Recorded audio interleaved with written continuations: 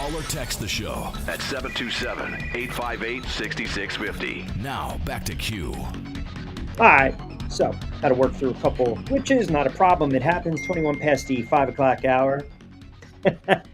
We'll take you up to 6 o'clock, 727-858-6650. We'll get to some Facebook comments and some tweets as well. Jody, Summers Point, Q, nice to see you're giving Jalen Hurts a little love for once. I thought his legs were the difference yesterday, and I'll agree with you. Cincinnati looked ill-prepared and ill-equipped to match up against the Philadelphia Eagles. You think they make a head coaching change at the end of the season? I think all bets are off when it comes to Cincinnati, to be quite honest with you. Look, that's a nice win by the Eagles yesterday. You know, give them credit, right? They got through a bad Browns team and they beat them, which now, I mean, think about this. You probably should have went to Jameis Winston a while ago. They beat up and just absolutely annihilated the Giants 28-3. And then they put up 37 points against Cincinnati. They've got Jacksonville coming up and the Dallas Cowboys. Those are winnable games. So you want to circle a game, bookmark it the 14th of November when the Washington Commanders take on the Philadelphia Eagles. I mean, that's the game. I mean, that will have major NFC East implications. And the other thing is, if you look at the Eagles' schedule to close the season, they've got Pittsburgh. They go on the road against Washington, come back for the Dallas Cowboys and the Giants. So you got back-to-back. You got 2 home games to close it out. 4 out of your last 5 if you're an Eagles fan. So they're starting to pick up a little bit of steam. Now, listen, I still believe Washington's going to win a division. And Washington, you have to really take a step back and you have to give credit where credit is due. And I thought, yesterday is a perfect example of, you look at the coach, you look at the players, you look at the quarterback. I mean, hell, there's jealousy involved in it. That's what I want with the Giants. A quarterback, the head coach that gets it, that understands, that's being creative, a quarterback that can improvise, that can make plays, that can elevate his teammates, a change of culture. You're not seeing that with the Giants, but you're seeing it in Washington. And it basically, it's a trickle-down effect. It really is. There's a trickle-down effect when all of a sudden you got players buying in. When you got players buying in, a win like that, all that does is springboard a team. That's all it does. It gives a team that has been so downtrodden for so long hope. It's exactly what it does. It gives a team hope, and that's all you can ask for, especially if you're a Commanders fan, because they've had nothing to cheer about for so long. They've had nothing to cheer about. You look at this team, and they've just been a downtrodden team. They've been a bad team for a long, long time. And now you say to yourself, they got something cooking.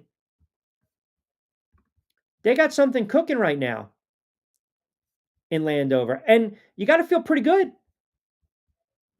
I love the makeup of the team. They play extremely hard.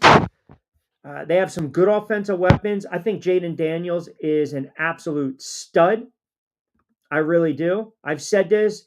Listen, I'm pissed off. I wish the Giants could have traded back and got him, but they didn't. It happens. Okay, you move on. But he can flat out play the kid. What you saw yesterday is another example of the NFL where you're never out of a game. You're never out of a situation. It doesn't matter how hopeless it might look. It doesn't matter, dire straits. But what do? You just don't give up on the play. You don't give up on the play, and that's exactly what happened yesterday. I mean, you're running around, you're improvising, you're doing all the things that you need to do, and then boom, you catch a ridiculous break, a Hail Mary, players are out of position, they don't knock it down, they didn't do the right thing, and you come out of there with a win that'll pretty much springboard you now going forward. That's the way I look at it. That's pretty much going to springboard you. John on Twitter chimes in, on X, I should say, chiming in. Q, you mentioned the lack of moves by the Dallas Cowboys. I think what the problem was is they gave all that money to Dak and they brought back McCarthy. You've been saying it for the last several years. It's not going to work with those two. It's not. It's not. Those moves that the Dallas Cowboys, or their lack of moves that they make, they are going to set the franchise back. You've invested a lot of money in Dak Prescott, and I understand why, because that's what the market wants, right? The market says you have to pay the quarterback. Dak got paid, but they're never going to advance. They're never going to take that next step. They'll never get to an NFC championship. They're not going to get to a Super Bowl. They won five playoff games in 20 something odd years. You have an owner, a meddling owner slash GM in Jerry Jones. It's one of the reasons I think the Dallas Cowboys, they are not a destination for anyone. If I'm a head coach, I don't want that job. I don't want to touch that job. I just don't. And I'll tell you this, and I'm getting to a couple of Jet fans right now. Kevin in Central Jersey chimes in. Q, I can't agree with you 100% on this one, but I will agree with you at least half. I don't think Aaron Rodgers is cooked or washed, as you say. I think a lot of it has to do with the GM and the roster they assembled. But I will agree with you in this regard. They are not a playoff team, nor did they deserve to make the playoffs. I'll get to that in a second, Kev, but appreciate you tuning in. If you've got meddlesome owners and GMs that just don't get it, it makes it more difficult for the head coach to do their job. It's hard enough to win in the NFL. It's hard enough to win in the NFL week in and week out. The Dallas Cowboys, they are not fit. They are not built. They're not a mentally tough team. They're not. When you got Diggs going after a reporter, that's embarrassing. You know why? Because he's asking honest questions, right? So you got this contentious blow up with a reporter after the loss, and the reporter's actually 100% in the right. And the Diggs, you talk about overrated players, overrated. I mean, you're going to have a cornerback on a professional team for the Dallas Cowboys try to grow a reporter because he didn't show up in a bad loss against the 49ers. Like, grow up, man. Shut up. You got toasted out there. You're overrated. It's the same thing with the Jets and Gardner, Sauce Gardner, overrated. Nobody wants to hear these guys talk anymore. You can talk if you back it up. None of these guys are backing it up. And to Kevin's point, I think Aaron Rodgers is cooked. I think Aaron Rodgers is a washed quarterback. He can't slide. He can't move over. He's not that guy anymore. And the Jets thought they were going to have all the pieces in place. And they decided we're going to make Robert Saleh the scapegoat. We're going to fire this guy who I have no problem with them firing him. But they wanted to make him the scapegoat. They wanted to say all of our problems are in direct relation to this head coach who's not a head coach. Okay, we understand that. So the optics are we're going to fire Robert Saleh, and that'll just wash away the nasty taste in our mouths. That will basically remedy everything that ails us right now. And that's not the case. You're 0-3. You made the move for Adams. You brought in Aaron Rodgers' best friend. That hasn't worked out. You have a players only meeting, or Adams gives this great speech that Aaron Rodgers says in 20 years of professional football, he's never heard a player just, the message in the locker room. And then you go on, you have back to back to back, you have clunkers, you have stinkers. You can't beat a horrible Patriots team. I mean, you're 0-3 since you decided we're going to make this head coach a scapegoat. That's all you did. That's all you did. And now you're seeing the aftermath of it, if you will. They're a bad team, man, but they're not the only one. You're going to see changes already with some of these teams in the NFL. Look what's going on in Carolina. Look what's going on in Indianapolis. You have a young quarterback in Anthony Richardson who, rule of thumb when you're dealing with the media, lie. Who's tired. That's why he had to get taken out of a game. He took himself out of a game. He's tired. He's 20-something years old. Really? I mean, come on. It's a horrible look. And I was texting my buddy this yesterday. The quarterbacking play, the IQ of the quarterback in the NFL and the head coaching has just been at an all-time low this season. It's been at some of the decision-making is just the Bears game. I really haven't even gotten into the play calling in the Bears game where they tried to be cute. Let's get a lineman involved. I mean, Chicago, you have an opportunity on the road to have a really nice win, and the quarterback stinks. Caleb Williams did not play well. 10 of 24 for a buck 31. I mean, you're lucky you had Swift running the friggin' ball. Explain this to me. You run for almost 200 yards. Your quarterback was only sacked twice, and I don't believe they turned the football over, and you can't win a game? You can't win a game? I mean, come on. The play calling was abysmal. Stop trying to overthink it. Stop trying to get cute with the play calling in these NFL games. It's ridiculous. I mean, it's absolutely ridiculous. And you got bailed out because you got you got the flag on Allen who ran the right route. And then all of a sudden puts the ball right on the goal line. But prior to that, you don't need to be cute.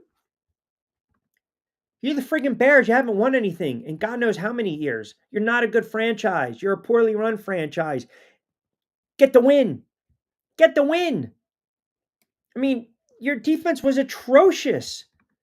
You know what they're going to teach the Bears players now going forward in practice? How to knock down the friggin' ball, how to guard against a Hail Mary like that. And again, to Washington's credit, to Daniels' credit, he did not give up on the play. And Tyreek Stevenson, man, I'll tell you, I would not, Monday, Tuesday in the film room, avert your eyes, man. Because, again, the optics of it, whether he was taunting or cheering, they're horrible optics. Horrible, horrible, horrible optics. You have to have your head in the game, not your head up your ass in the NFL. Okay? But that was a bad loss. They're a poorly run franchise. So we're seeing it across the board. The Jets are a poorly run franchise. Carolina is a poorly run franchise. Right now, the Giants are a poorly run franchise. These teams cannot get out of their own way. And we're seeing it manifest itself on a Sunday. I mean, the Giants got Pittsburgh tonight. They got to go on the road. You know, Pittsburgh has a pretty good defensive line. They're pretty stout. You have to be able to get to Russell Wilson, right? I mean, the Steelers, I don't know the last time the friggin' Steelers lost on Monday Night Football. I don't know. I don't think they've lost. I don't think the Steelers have lost a game on Monday Night Football at home since like 1993. So you're laying 6.5, 7 against the Giants, and now the reports are the Giants aren't going to have a short hook, a short leash with Daniel Jones. I actually think the Giants might actually play competitive football tonight and keep this game relatively close because they stink on the road. They stink at home. Daniel Jones can't throw any touchdown passes. He's allergic to the home crowd. There's a ton of pressure when they play at home. You got to deal with the Boo Birds. You go on the road. They had 2 nice wins in Seattle and Cleveland on the road. I think the Giants keep it close. I don't like them to win the game. I don't. But I want to see if the quarterback can make some plays. I'm already past the quarterback. We know that. You guys know how I feel about the quarterback. I'm over the quarterback. But you got some really bad football in the NFL, man. Some really bad football. I mean, again, if I'm in that film room, the Bears, if I'm in a film room with Dallas, I'm in a film room with the New York Jets, I'm embarrassed. I mean, you talk about these lapses, I'm absolutely embarrassed. And oh, by the way, as Will pointed out to me in North Jersey, he told me check out the total tonight. Yeah, it dropped from 42 to 36.5. The Steelers minus 110. I think the Giants are plus 225 on the money line. I mean, that total is low. One of the lowest in the weekend for an NFL game. So you got the Monday Night Football. And then you got Game 3 of the World Series, which I told you guys this on Friday's show. What did I say? If the Yankees lose Game 1, they're going to lose a series. And we weren't on the air, obviously, in a game where I felt they shouldn't have pulled Cole. I felt that Soto was lapsed. I don't believe you're bringing Holmes with runners on. They blow that game, and then what happens in Game 2? Again, big home runs. Freddie Freeman, here we go. Yankees are down 2-0. Listen, it's pretty evident it's a must-win game tonight for the Yankees in Game 3. Series shifts back to New York, back to the Bronx. So now you get the Monday. You get the Tuesday and you get the Wednesday. But listen, all bets are off tonight. I mean, the Yankees have to figure out a way to not only get on base, manufacture runs, and move guys over. And as great as a player in the regular season is Aaron Judge, you can't go through your career batting 196 in the playoffs. You just can't. It's just not going to get the job done. You know, I don't care about Soto in the offseason. Like, win the World Series right now. Take care of business, but it starts tonight. All right.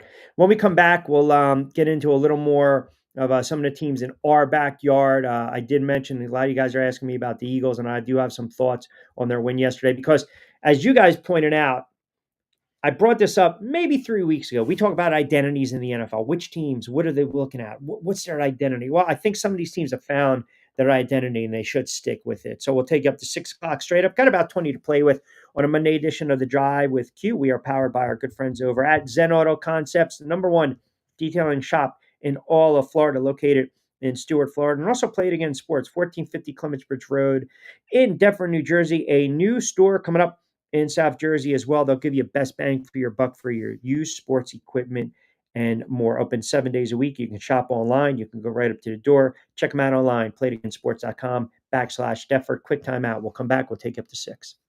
Ion Tampa Bay is the latest news, weather, and traffic for Pinellas, Pasco, Ellsboro, Hernando, and surrounding communities. Stay connected on X, Facebook, and their website, iontp.com.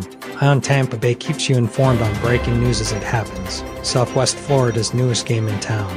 Sports Radio 102.9, the game powered by Ion Tampa Bay. We'll be right back. Adopt US Kids presents What to Expect When You're Expecting. A teenager. Learning the lingo.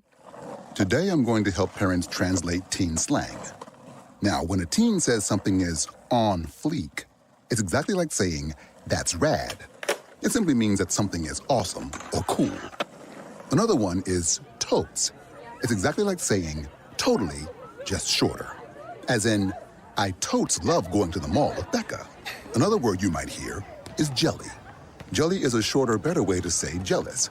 As in, Chloe, I am like so jelly of your unicorn phone case. You don't have to speak teen to be a perfect parent. Thousands of teens in foster care will think you're, rad just the same. To learn more, visit adoptuskids.org. A public service announcement brought to you by the U.S. Department of Health and Human Services, Adopt U.S. Kids, and the Ad Council. This is the story of a very special woman. In a matter of seconds, she turned herself into a great mathematician or an entrepreneur. Her knowledge was limitless and still is. She could also make monsters disappear, especially those that lurked in the shadows under the bed.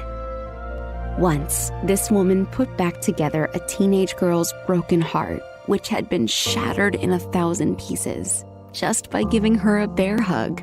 She masqueraded as a regular person at work, but as a superhero at home. Everyone knows her as Gabriella. I still call her Mom. Your hero needs you now, and AARP is here to help. Find the care guides you need to help, complete with tips and resources at aarp.org/caregiving. A public service announcement brought to you by AARP and the Ad Council. Don't forget to get social with us. Follow Q at RichQ on Q. And now, back to Q. All right, 5:40.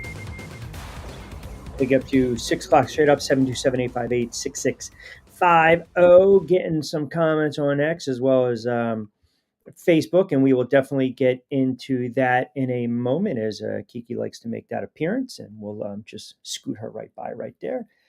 She had some good picks over the weekend as well. We know that she had some good picks. She was 3-1, I think, when we get into the doggy version of the picks. All right, let's see what you guys have to say. 727-858-6650. That'll get you involved on a Monday edition of The Drive with Q. 727-858-6650. So I mentioned some of these teams that decide to actually show up over the weekend. Some of these teams that right now you're looking for an identity of some of these teams. I think if you're an Eagles fan, you pretty much starting to see your identity. You're starting to see your identity, and it's becoming pretty apparent. Jalen Hurts, when you start to get him moving around the pocket and you start running the friggin' football and the defense shows up, listen, they should be a run first team. They really should. They had a buck 61 yesterday. Saquon 22 of 105, average 4.9 a carry. Hurts with the 3 touchdowns with his legs. One in the air with a great throw to Smith. I mean, you're starting to see maybe this is who we thought the Eagles were going to be. Now, again, they're 5-2. They had a nice win on the road. Cincinnati's got a boatload of issues, a boatload of problems, but I still think Eagles are going to be in a dogfight with Washington. I really, really believe that. 727-858-6650. As far as the other games yesterday, I mentioned that you can see some of these teams that are coached up, right? Tampa Bay taking a step back, and all of a sudden Green Bay with a backup gets the win. I thought that was one of the most impressive wins yesterday. Packers on the road against Jacksonville. The Texans, they almost blew that game to the Colts. They win at 23-20. And the Bills, listen, we talked about the Saints early on, 2-0, here we go. And then you get the Seattle Seahawks. Seattle Seahawks were 3-0. And look what happens, right? They've dropped 4 out of 5. I mean, they had to win against the Falcons. They've come back down to life.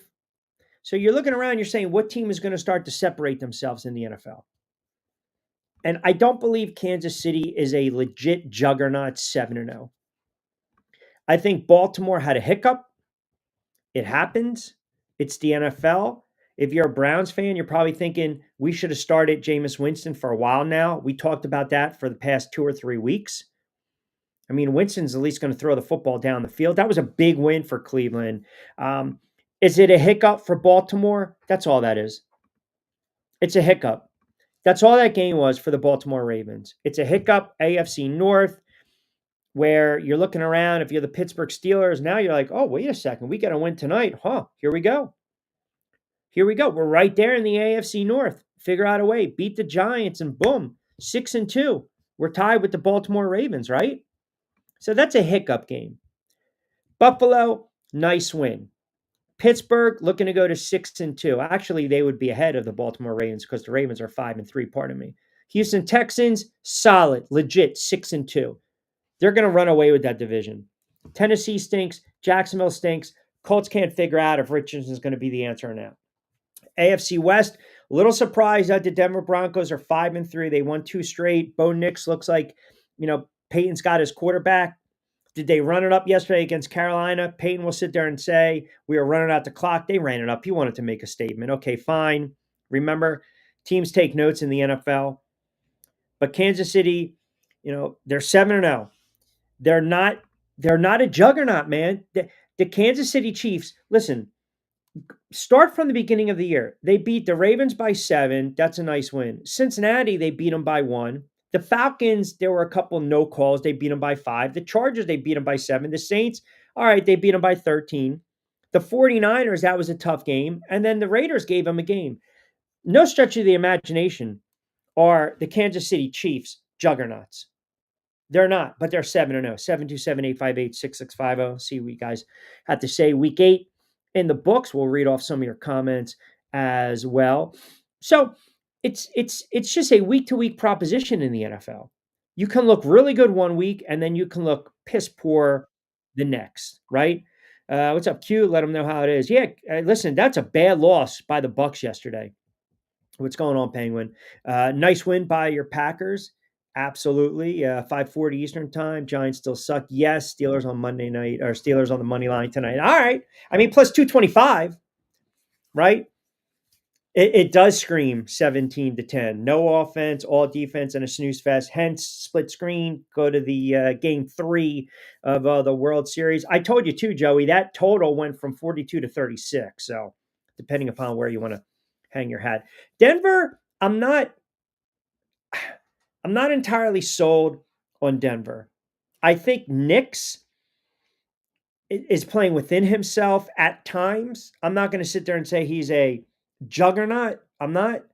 But again, you got to give credit where credit is due. So, and the same thing with the Eagles, right? I'll give them their just due for winning a game. But you guys know that's a team in my backyard. We follow them, the Giants, the Jets, Washington, Baltimore, really close. I just need to see this. If the Eagles stick to their game plan offensively going forward and run the friggin' football again, then they're going to be okay. The offensive line starting to make a little bit of plays. We know about the defense. I thought Cincinnati had a piss poor game plan yesterday. I thought the offense was shut down. I was a little surprised. They're starting to question Burrow, by the way. They're starting to question Burrow big time. And as far as Tampa Bay, listen, man, I know you guys don't want to hear it, but you're starting to get bad Baker. And we can talk about Godwin. We can talk about Evans. Injuries happen in the friggin' NFL, man. But you cannot have your quarterback turn the football over like Baker Mayfield's been turning the football over the last several weeks. When they were winning, he was not turning the football over.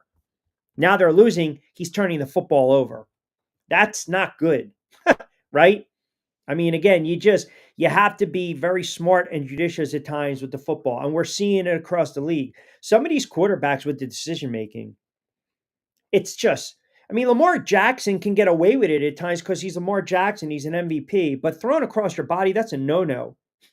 But we saw Mahomes do it all the time. Okay, Hall of Fame quarterback, Lamar Jackson en route to that. We saw Daniels do it at times. Young quarterbacks, you don't want to see them do that. But yet Daniels scrambles. He keeps the play alive when everyone thought the play should be dead. And what does he do? He uncorks one 50-something odd yards. You're looking at some of these quarterbacks. You can live with some of these plays. But a guy like Mayfield, Daniel Jones, Dak Prescott at times, these guys have been in the NFL long enough where you just cannot start to make some of these piss poor decisions, especially in the red zone. Those are back-breaking plays, man. You cannot give the ball up in the red zone. You can't have picks in the end zone. You just can't. That's one of the other reasons, like even tonight, whether you bet on the game or not, if you're a Steelers fan or a Giants fan, if you're a Giants fan, here's what you're looking for tonight. It's pretty simple. Can the offensive line keep the quarterback upright? Because if the Steelers get penetration, their D-line's nasty. They'll knock Jones out of the game. They'll get 6 or 7 sacks, just like the Eagles did. If the Giants' O-line can actually hang in there and give Daniel Jones a little time to throw the football, I think the Giants will be able to move the ball a little bit. And they need to run the ball. They have to. Whether it's going to be Tracy or whether it's going to be Singletary, even if it's Tracy, give them 18 to 20 touches. That's fine. But if they can move the ball a little bit, and now all of a sudden, maybe they can get to Russell Wilson, not as mobile, right? Older, shaky offensive line. I think they'll keep the game competitive. And I agree. I think this will be a low-scoring game. I'm not going to sit there and say take them on the money line. It's a game that Pittsburgh sees the Baltimore Ravens lose. The Pittsburgh Steelers think, okay, now we can start to create a little distance. And if we get a win, we put a little more pressure on the Ravens in the AFC North. But that's what I'm looking for the Giants tonight. And just play competitive football, right? As far as a couple of you guys are asking me on the Dallas Cowboys, and I'm seeing a lot of them on Facebook as well. D chiming in, Eric and AC, Dallas Cowboys fan as well. Listen, they made all these, well, let me rephrase that. They failed to make moves in the offseason. The moves they made were bringing back Elliott, bringing back McCarthy, and again, signing Dak Prescott and giving him that type of money. Now, I can't sit here and tell you Dak Prescott's a bad quarterback because Dak Prescott is one of those quarterbacks who's going to frustrate the hell out of you. But the Dallas Cowboys have zero identity. We talked about the Eagles running the football and playing defense. Buffalo trying to run the football, having Josh Allen air it out. That's what they're going to do, right? Pittsburgh, their defensive line, their defense is back in Pittsburgh. They got their identity. Baltimore wants to run it with Henry, Lamar making your plays. That's your identity. Dallas Cowboys have zero identity. They don't. The Dallas Cowboys, right now, they're a team where it's like, okay, you go to the post, you go to the mailbox, you go to the Chevy, and I'm just going to try to find you. They have no identity. It's a flawed roster. It's an aging roster. And quite frankly, the head coach is in over his head. And even though he's put up a lot of wins in the regular season, 10, 11, 12 wins, they can't do anything in the postseason. They're allergic to wins in the postseason.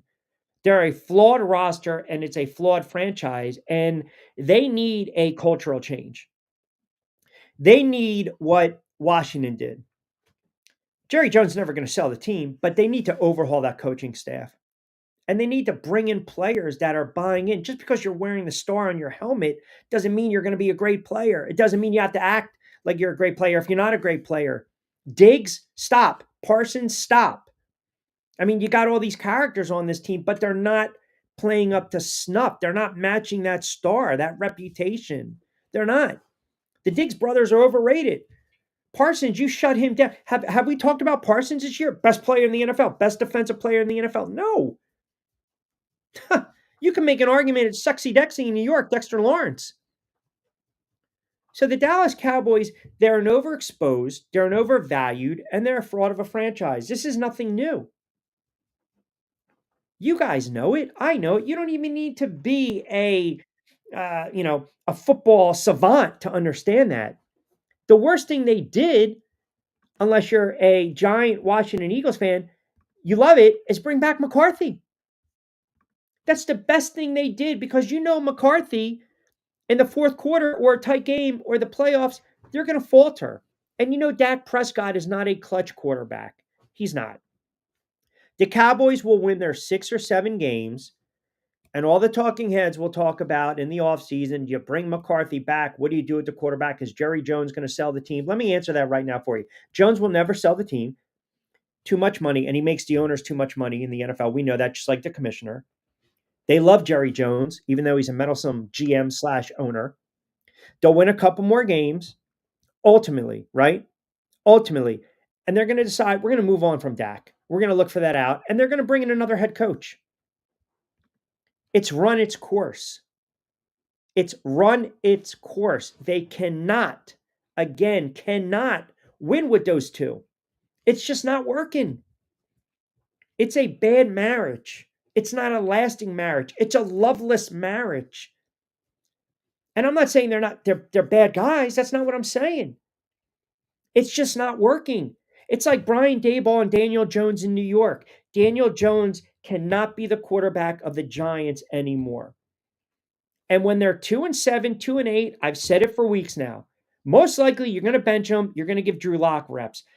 Now, the flip side of that is if there's reports that Brian Daboll's job might be in jeopardy, if he believes Daniel Jones gives him the best chance of winning, he's going to keep trying him out there. But from a standpoint of the contract and have them put him in bubble wrap, and God forbid if he gets hurt and paying him, that's going to factor in the Giants' decision. And that's why it's crazy. What's going to happen tonight. Daniel Jones will probably play a really nice game. They'll keep it close. And maybe they lose on a field goal and they have a good showing. And all of a sudden it's that false narrative. Well, you can win a little bit with Daniel Jones. You can't. You can't. And that's the perplexing thing when it comes to the NFL, being a fan, watching these teams, because week to week you say to yourself, man, there's a glimmer of hope. There's a glimmer of hope. You win a couple games, a glimmer. Giants might win tonight if they can neutralize the D-line. If they can't, they're going to get waxed. But you say there's a glimmer of hope. New England, get to Rodgers a little bit. Show toughness. A glimmer of hope. Okay? Glimmer of hope. And they win. Quarterbacks get knocked out. Young guys got to step up. Journeyman's got to step up, i.e. Cleveland, i.e. Green Bay. Right? But you got that false hope. I mean, right now, there are teams that need to just tear it down. The Dallas Cowboys are one of them. Carolina's probably thinking to himself, what the hell did we get into drafting this kid? Indianapolis is thinking the same thing with Richardson. You got a 20-year-old kid that says, I'm tired. I want it to come out. You don't say that in front of the media. You shut up. You keep that to yourself. That head coach might be on the hot seat. You're talking one and done with some of these guys. The decision-making, the GM, over-evaluating talent, taking a quarterback out of Duke with the number 6 overall pick, over-evaluating talent. It's a stretch. It's a reach. It's not working out. It's not working out. That's why when you lose football games, jobs are on the line. And I know as much as everyone wants to sit there and say, tank, tank, tank, I don't believe you tank in the NFL. Because guys and players, they have too much at stake, man. You're talking about contracts, incentives, bonuses, everything on film. You can do it in the NBA. To some extent, you can do it in baseball if you're bringing up a lot of young players. The White Sox started to do that even prior to losing a buck something this year. In the NFL, man, it's different. Guys get hurt. I don't believe in the tanking, but I believe you make business decisions, i.e., we're going to sit Daniel Jones, we're going to sit X, Y, and Z and give another kid some reps, and we know we're going to lose because we want to, quote, see what we have going forward. I mean, it's crazy to think Dave Gettleman drafted Saquon, McKinney, Lawrence. I mean, think about that. McKinney's having a monster year. Saquon looks reborn with the Philadelphia Eagles. So, as I said, it's just sometimes you're stuck between a rock and a hard place in the NFL. And if you miss on a quarterback, you're going to set your franchise back 5-10 years. The Jets decided, here we go. Let's bring in Aaron Rodgers. Hasn't panned out. Carolina, we're going to overreach for Young. Indianapolis, maybe overreach for Richardson. Washington, Daniels, we love this kid. Denver, Bo Nix, we love this kid. Here you go. Williams in Chicago, yet to be seen. That's a rough loss if you're the Bears. You think you might have a quarterback going forward. There's a lot of young quarterbacks in the NFL, and a lot of them are going to sink, and a lot of them are going to swim. That's all it is. That's all it is. And some of these veterans, they can't play anymore. Some of them are cooked. Rodgers looks washed. Russell Wilson, for the most part, looks washed. Dak Prescott doesn't look good. He just doesn't. And then you got some of these young quarterbacks, Burrow, Lawrence. We're questioning these guys. Herbert, we're questioning these guys. Can you win with these guys? Can you go far with these guys? It's yet to be seen, right? It's yet to be seen. All right, got to start wrapping it up on a Monday. Appreciate you guys fighting through. Sometimes, the weather wreaks havoc. It's no one's fault. It happens, but we got in a solid 60. We will do it again on Wednesday, Friday. We'll have a nice Football Friday show, a What the Frig edition of The Drive with Q. You got the World Series Game 3 tonight, as I alluded to. This is pretty much it for the Yankees. Can I please get one game where Aaron Judge again wakes up?